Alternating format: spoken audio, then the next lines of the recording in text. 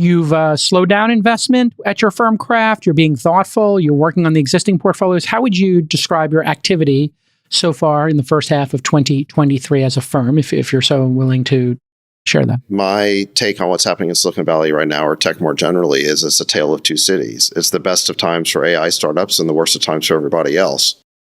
The AI startups, there's a lot of interesting things happening there, and money is being pushed at them by VCs. It's very frothy, arguably bubbly.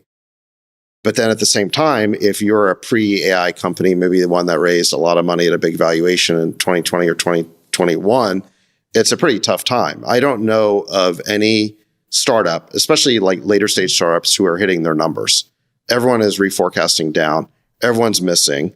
I think that speaks to the larger economy is not doing that well. I think the economists a year from now may say that the recession had already begun. Certainly feels like that, yeah. That's what Druck said at the Stone conference. And I think that startups are absolutely seeing that in their sales right now. Sales are slipping. It's taking longer. Buyers are sharpening their pencils. It's a really tough environment, I think, for software startups that are actually trying to make sales. AI startups are a little bit exempt for that because people are still investing based on the dream, not based on the metrics.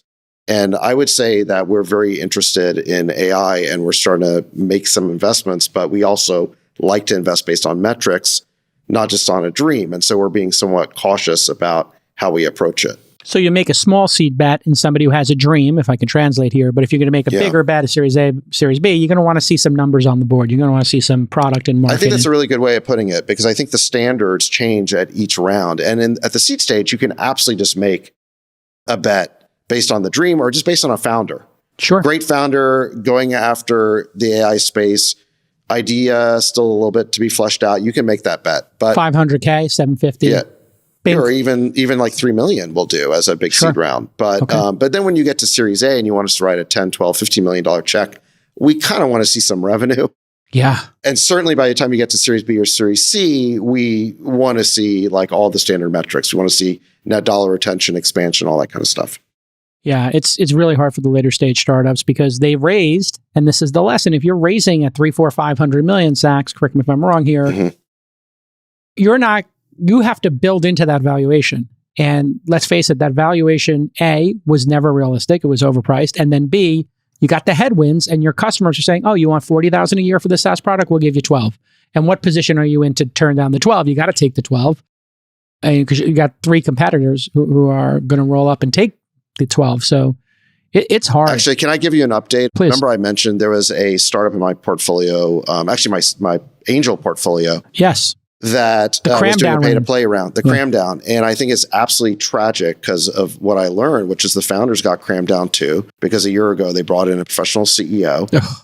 And I think as a result of this, they're probably going to get nothing for 10 years of work. Whereas if they had just cut costs. Damn it. And, you know, the company has 32 million of ARR. So imagine if they cut their OpEx to $1 million a month, they could have run $20 million of EBITDA, pivot to basically a private equity model, sell that company for $150 million. Half would have gone to pay off the investors, and the other half would have gone, a lot of it would have gone to the common. They probably would have made $10 million each. And now they're going to get zero because they burnt too much money, didn't want to cut costs. They bought into the dream of bringing in the professional CEO is going to reaccelerate growth. Didn't pan out, never does. And so it's like so frustrating to me because I like feel so bad for these founders. I wish they had called me a year ago. And I would have been one of the guys pounding on the table, just cut costs. And then control your destiny. Because listen, yes. And here's the thing is, if you're only growing 10, 15, 20%, or even 50% a year, you're not a VC backable startup. You're a private equity play. So you got to pivot to that model of making your business work as a cash flow positive business. Yes. That's how you're going to get an exit. And, you know, if you're growing 100% plus a year, you can continue to be VC backed. So it's so important for founders to understand whether they're even eligible for venture capital anymore. And if they're not, you have to make a different kind of model work if you want to see a return. Yeah. And when this happens, a cram down round, those founders, if they want a refresh, they have to prove their worth. They're not just going to get a refresh to keep the relationship going. This is $30 million in revenue. They don't need the founders anymore. Look, these guys have been working for 10 years. So even if they got a refresh, they have to put in 4 more years of work. And the other thing is this cram down round, I think was way too big. They raised 25 million with a 3x lick pref. 3x lick pref. 75 million off the top. Off the top. Then you got to repay back. The VIG is triple? Yep. Oh my God. This is where board governance is so important, Chamath, huh? Like, I mean, who is on the board of these companies? Unfortunately, I was not on the board. Idiots are on the boards of these companies. These are people who've never had to build a company. And they may be educated, or they may have been an exec at a company, and then some VC who was feverishly raising funds just hired some dope, put him on the board of this company, and then just the stupidity compounds and trickles down. It's so frustrating. Compounding stupidity. This is the crazy. beginning of the beginning. All of these people who have zero judgment are going to fuck so many companies up. It is the beginning of the beginning. And well, Chamath, it's not just the bad board members. It's the view for so many years that who you put on your board didn't matter. And remember, there was all these VCs who had a model where it's like, well, we don't take a board seat. And they were selling that to founders as a positive. As a feature.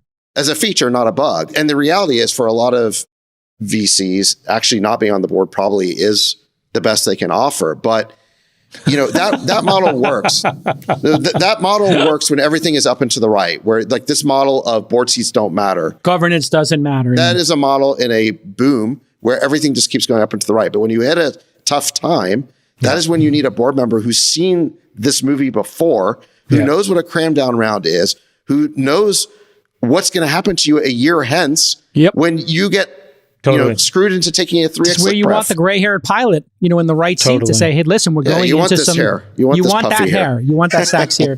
All right, Freeberg, you are always candid about your own journey. You've had huge wins, climate.com for $1 billion, raising funds, but sometimes things don't work out. What's your take on some of these hard lessons of great ideas, spun up during this really hard market?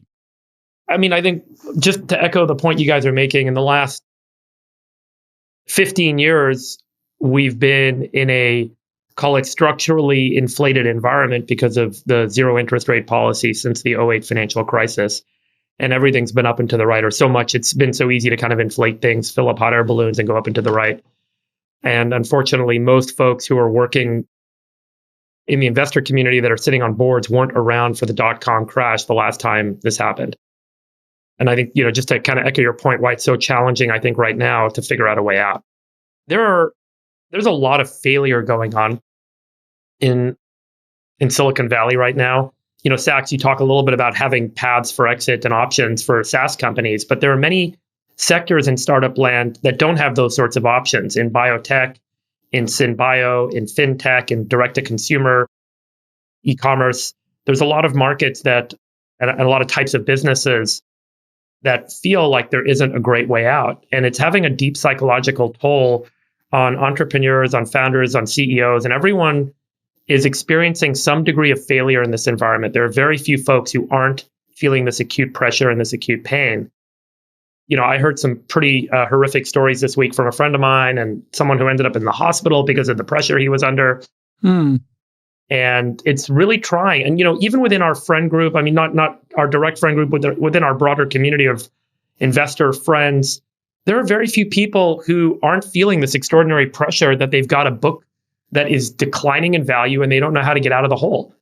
And, that pressure generates deep questions about one's ability and generates deep existential thought for entrepreneurs and investors about what the hell am I good at? And no one's really talking about this out loud, but it is happening across the valley. We all have these thoughts. We all have these dialogues as the failure begins to set in the slow motion train wreck of a market that we've all been talking about for weeks and months. How do you deal with it? Look, I mean, I just think that number one, it's worth acknowledging and it's worth having the conversation that no one is alone going through this pain.